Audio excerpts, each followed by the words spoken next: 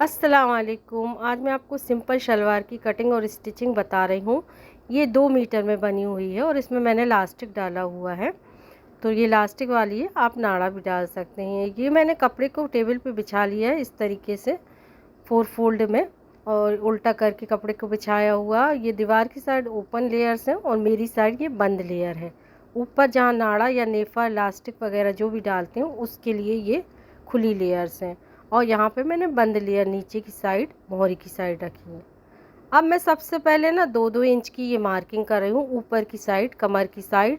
और ये 2 इंच की मार्किंग आप नाड़े के लिए या नेफे के लिए एक्स्ट्रा कपड़ा जो लेते हैं वो आप ले सकते हैं, और लास्टिक वगैरह भी डाल सकते हैं। तो ये 2 से 2.5 इंच आप रख सकते हैं यहाँ पर। इस तरीके से ये कपड़े को अपन निकाल लेंगे। इस तरीके से मैंने लाइन खींच लिया। अब इसको इस तरह से फोल्ड करेंगे।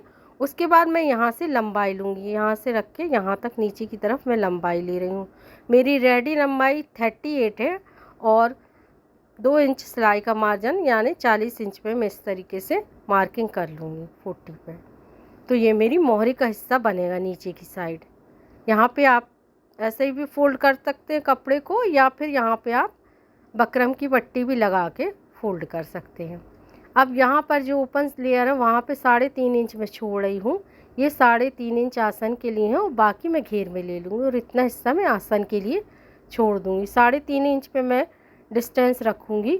तो यहाँ पे मैं 3.5 इंच पे मार्किंग कर रही हूँ।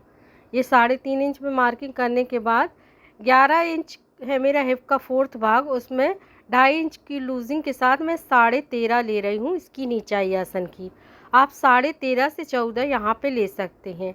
नॉर्मल यही साइज़ में आसन अच्छा फिटिंग का सही बन जाता है और झूलता भी नहीं है। अब इस पे इसी बॉक्स पे मैं शेप दे दूँगी इस तरीके से, ऐसा हल्का सा। ये बिना बयानी की शलवार है, मतलब बिना रुमाली की। अब 7 इंच की मेरी मोहरी है, मुझे 7 रखनी है, तो 1 इंच 8 इंच पे मैं मार्किंग करूँगी। 8 इंच सिलाई का मार्जिन हो जाएगा 1 इंच। इस तरीके से मैं मार्किंग कर लूँगी। यहाँ पर ये हो गई है मेरी मार्किंग 7 इंच पे और 1 इंच सिलाई का मार्जिन। इस तरीके से हल्का सा तिरछा सा शेप दूँगी। ये शेप तिरछा देखिए इस तरीके से दिया है ताकि मोड़ते वक्त कपड़ा कम ना पड़े। अब इन पॉइंट को इधर से मिला देंगे तिरछे में, आसन की साइड से और ये मोहरी की साइड से। इस तरीके से आपको बिल्कुल तिरछा मिला देना है। और ये अपनी मार्किंग हो गई है। अब इसको अपन काट लेंगे। जैसी मार्किंग है सेम वैसे ही अपन इसको काट लेंगे। काटने के बाद फिर मैं आपको बताती हूँ। ये देखिए इस तरीके से मैंने आसन का शेप भी काट लिया है, और ये बहुत कंफर्टेबल शलवार बनती है। आप ये ना सोचिए कि बिना रुमाली की है तो दिक्कत होती, बिल्कुल दिक्कत नहीं होती। अब मैं आपको बताती हूँ। अब इसको खोलना है इसी तरीके से, जैसी बिछी थी वैसे मैं खोल रही हूँ और दोनों पल्ले आमने सामने हैं, है ना। अभी इस तरीके से रखने के बाद अब क्या करेंगे, आसन की सबसे पहले शलवार में आसनी को स्टिच किया जाता है, यानी यहाँ से आपको क्रॉच एरिया पे सिलाई लगा लेनी है यहाँ तक, है ना। और दूसरी साइड भी आपको ऐसे ही करना है। इधर से आपको क्रॉच एरिया पे ऐसे आपको सिलाई लगा लेनी है। सिलाई लगा के क्रॉच एरिया को फिक्स कर लेना। फिक्स करने के बाद मैं आपको बताती हूँ क्या करना है। जब आसन दोनों सिल जाएंगे ना, ये देखिए मैंने सिलाई लगा ली है इस तरीके से आसन पर। ये साइड भी लग गई है और इस साइड भी लग गई है। अब आसन की सिलाइयों पे सिलाई लगाने के बाद दोनों आसन को आप इस तरह से आमने सामने सिलाई मिला देनी है। ऐसे उठा के एक दूसरे की सिलाई को आमने सामने मैच करते हुए रख देना है ऐसे, इस तरीके से। ये ऐसे रखने के बाद क्या होगा, आपके पाँचे निकल आएंगे। ये मैंने सिलाइयों को आमने सामने फिक्स करके अच्छे से, और फिर उसके बाद यहाँ पर अपन पाँचों की सिलाई लगाएंगे।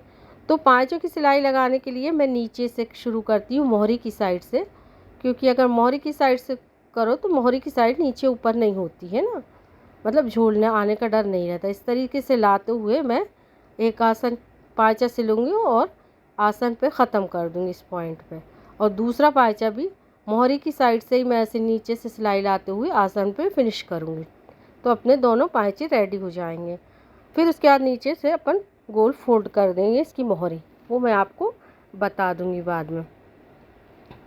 इस दौरान आपको अगर बकरम लगाना हो तो लगा सकते हैं। अभी मैं ऊपर का ये जो नेफे का है ना फोल्ड, उसको फोल्ड कर देती हूँ इस तरीके से। ऐसे आपको डबल फोल्ड करके राउंड में सिलाई लगाना है, बस इतना आपको छोड़ देना है, इस पर सिलाई नहीं लगानी और पूरे गोल में सिलाई लगा देनी है। ये इलास्टिक डालने के लिए होल बना देते हैं।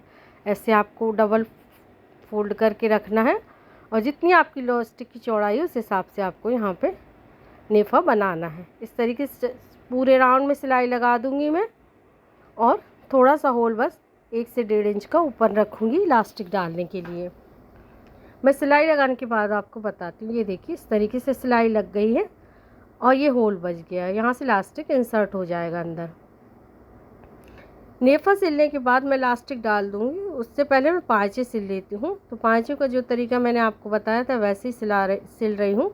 ये आसन की सिलाई आसन के पास ला के ऐसे रख के और नीचे से सिलाई स्टार्ट करूँगी और सिलने के बाद फिर मैं आपको बताती हूँ।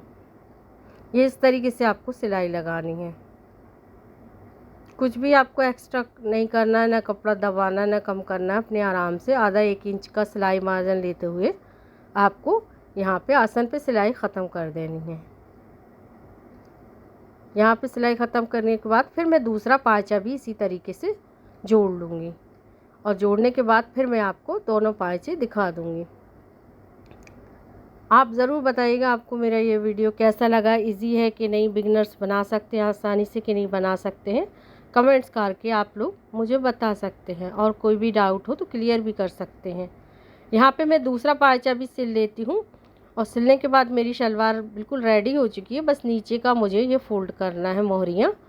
तो मैं इस तरीके से ऐसे मोहरियों को डबल फोल्ड सिंपल ढंग से करूँगी। मैंने बिल्कुल ही मतलब बिगनर्स लोग जो होते हैं ना, पहली बार सिलने वाले, वो भी सिल सके इस तरीके से इजीली मैंने शलवार बताई है। और ये बहुत कंफर्टेबल शलवार बनती है, आरामदायक, घर में पहनने के लिए तो बहुत ही अच्छी होती है। इस तरीके से दोनों पाँचे रेडी हो चुके हैं। चलिए तो फिर अल्लाह हाफिज़, खुदा।